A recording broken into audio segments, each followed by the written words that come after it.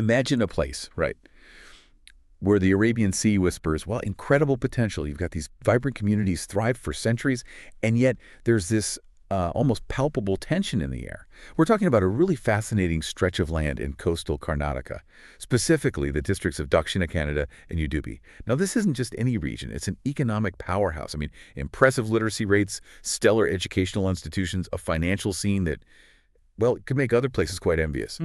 But here's the stark reality, and it's a really profound contradiction. This place, economically robust, culturally rich, it's earned this challenging, almost chilling nickname, a communal laboratory. Think about that, a place just abundant in resources, bustling with activity, but grappling with these deep, unsettling divisions that constantly threaten to, boil over. Our mission today is to take you on a deep dive into what we're calling the dark woods of this conflict. It's complex. It really is. A blend of historical grievances, cynical political opportunism, and this relatively new explosive element, social media, which has truly amplified an already volatile environment. This isn't an easy journey, we know that. But understanding it, that's really the first step towards finding a path out. And what's truly striking here, I think, is how the very fabric of society, its economics, its politics, its history, it's all intertwined to shape these tensions. It's a microcosm, really, of larger societal challenges. It reveals why these communities are genuinely at a crossroads. Right. We can learn so much just from observing the intricate dynamics at play here. So our goal for you today is to unpack this chaos, to understand its root causes, and, well, bravely look at how this complex situation can actually be untangled. We're not just observing from afar. We're trying to discern the threads, that weave this narrative together and find where the mending can begin. By the end of this deep dive, you'll gain, hopefully, a thorough understanding of what's really happening on the ground and, crucially, why it matters. Okay, so to really grasp how we ventured so deep into these dark woods, we need to rewind the clock a bit. The simmering communal tensions we see today in Dakshina Kannada and Udupi, they didn't disappear overnight. Not at all. Our sources show they've been brewing since at least 1976.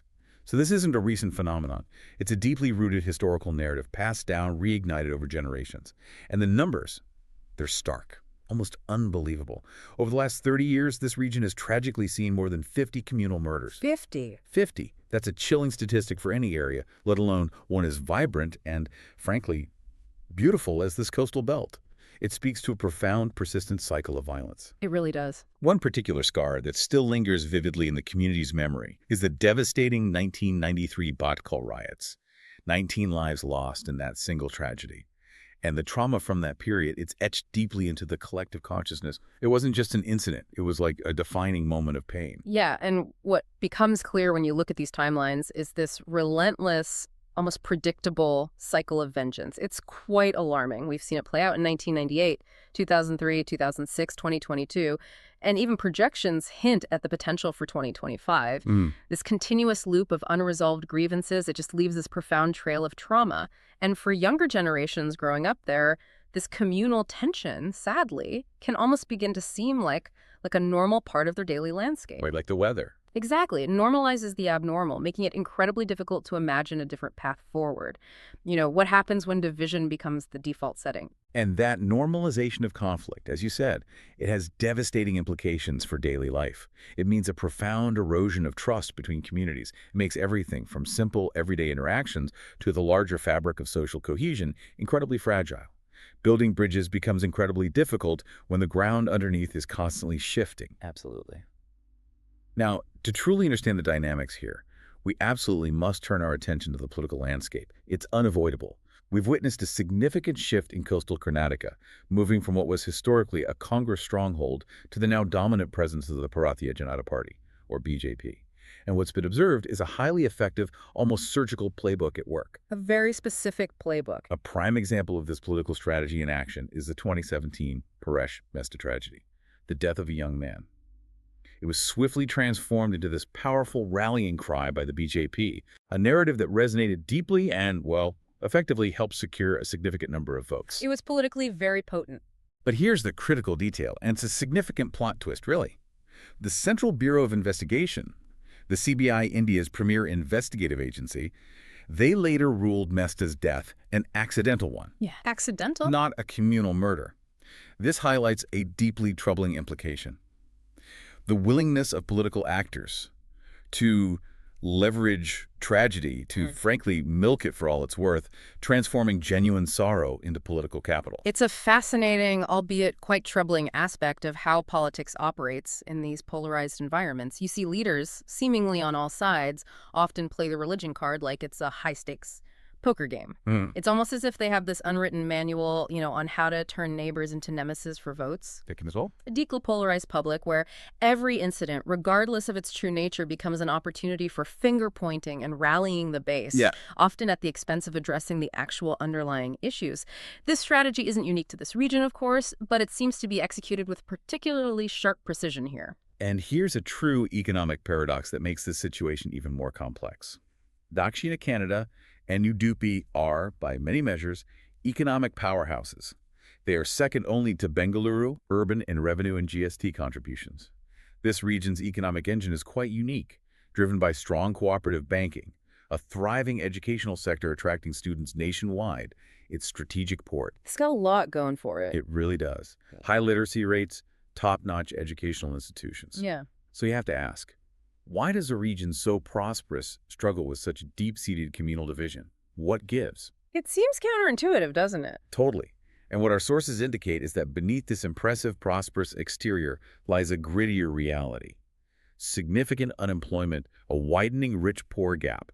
You'd think a region flush with cash would be too busy generating wealth to fight over religion, but that's precisely the irony. Yeah. This specific kind of pocket prosperity can, paradoxically, make existing inequalities even more visible and frustrating for those left behind. And this raises that important question. Why does a prosperous region struggle so much with peace? We see that economic inequality acts like this uninvited guest crashing every party. Unemployed youth feeling left out of the prosperity parade, they become easy targets for divisive narratives. It's a fertile ground. Exactly. Politicians then swoop in, subtly suggesting the problem isn't the system, but the other community.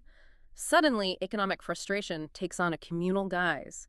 It creates a ready-made vote bank. It's a very clever, maybe cynical, but certainly destructive redirection of anger and resentment. So it just proves that simply having money flowing into the region doesn't fix these deep-seated problems, Yeah. especially if that wealth isn't shared equitably. And what's truly insidious here, I think, is how the region's impressive literacy rates, ironically, can actually accelerate division. How so? Well, it's not just that people are reading inflammatory content.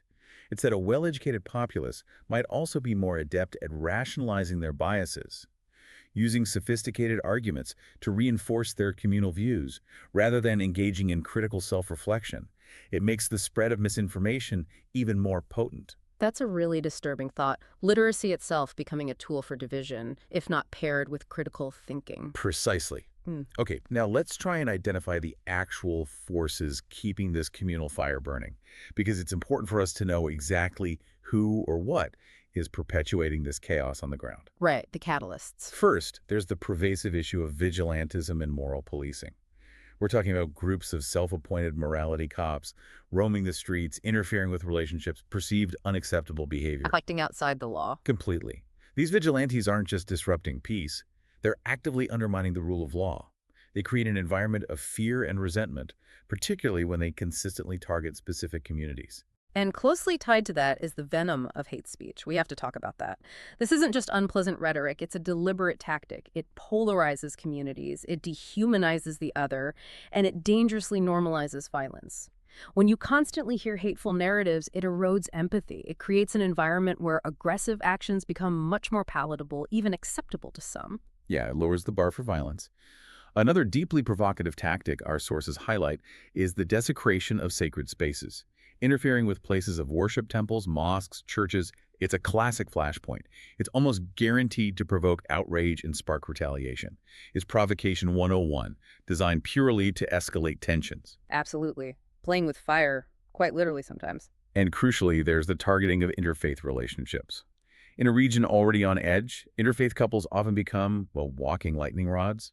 Targeting them isn't just about intolerance, it's a deliberate attempt to enforce rigid communal boundaries, to reject the very idea of a pluralistic society. It turns something as fundamental as human connection, as love, into a battleground for ideology.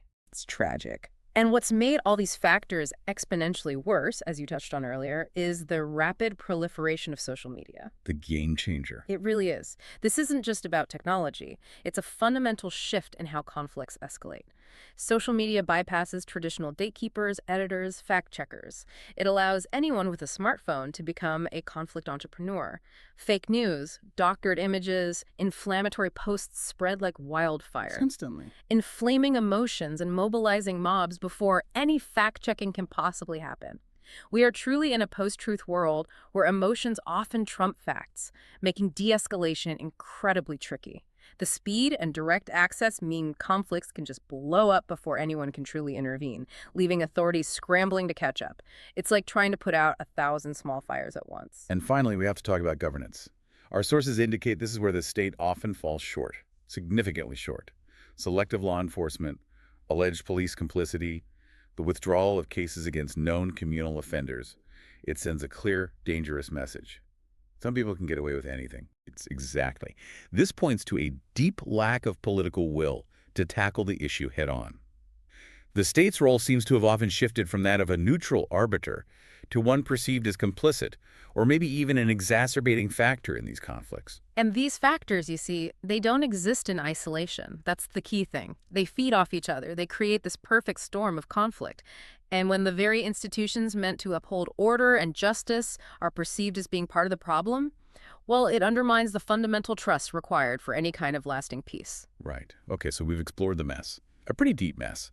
But even the darkest woods, hopefully, have a path out if you're willing to look for it. What does a roadmap to peace look like for coastal Karnataka?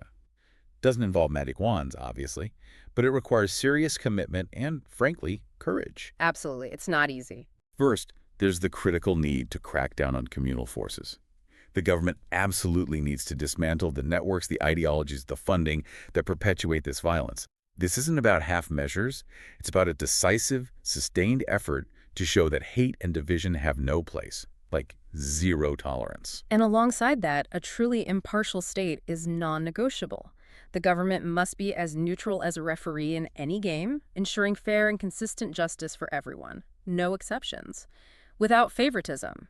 This means a legal system that holds everyone accountable, regardless of their political affiliation or community background. And for that to happen, the police force needs a serious internal cleanse, a real detox. They need to undergo a significant process to root out bias and corruption, establishing a neutral professional force that can genuinely be the backbone of peace. Yeah. Because if the very people sworn to protect are perceived as biased, that trust will just never be reestablished. And this leads directly to holding everyone accountable. Even powerful politicians who consistently, maybe strategically, stoke communal flames must face consequences. Accountability isn't just a buzzword here. It's the absolute key to breaking the cycle of impunity that has plagued the region for so long. Without it, nothing changes. And finally, fostering dialogue through peace meetings.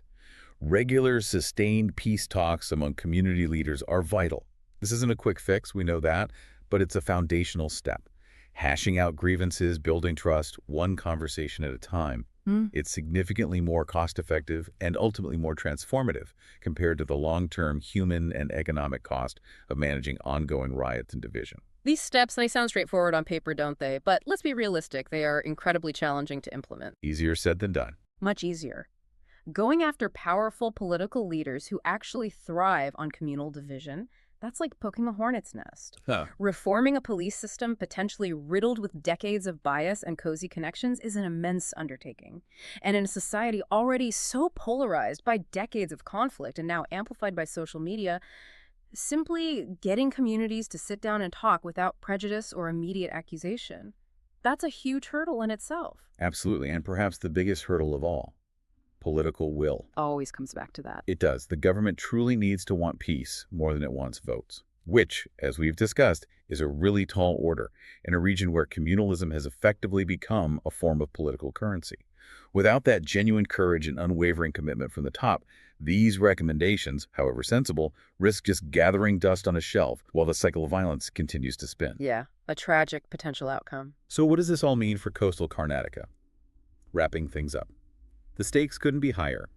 If things don't change, Dakshina Kannada and Udupi risk becoming this permanent communal laboratory where violence becomes almost routine, like the morning paper. A normalization of conflict? Exactly. Yeah. The cost isn't just in lives lost, though that's paramount. It's in shattered trust, Hmm. economic disruptions, the slow, painful death of social cohesion. A region this prosperous, this vibrant, it deserves so much more than to be defined by its divisions. And there's a ticking clock here, let's be clear. The longer the situation is left unaddressed, the closer this region gets to a potential point of no return, where Mm. the scars run so deep that no amount of peace talks or reforms can truly heal them. Imagine a future where communal strife is just how things are, passed down like some cursed family heirloom. Uh, That's not just a tragedy, it's a failure of imagination, of leadership, and frankly, of basic human decency. but here's the good news. Maybe the glimmer of hope.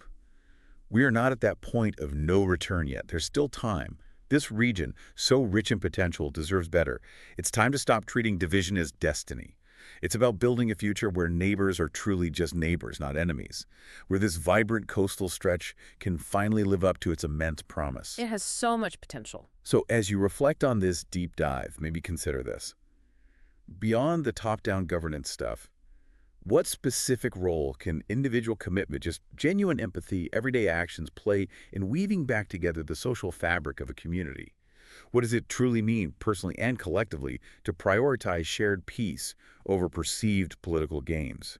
And how can you, listening now, foster understanding in your own circles, knowing the insidious power of division we've discussed today? A crucial question for everyone. This has been the Deep Dive, and we hope we've offered you a clearer map through these dark woods and perhaps, just perhaps, a spark of inspiration for the paths forward.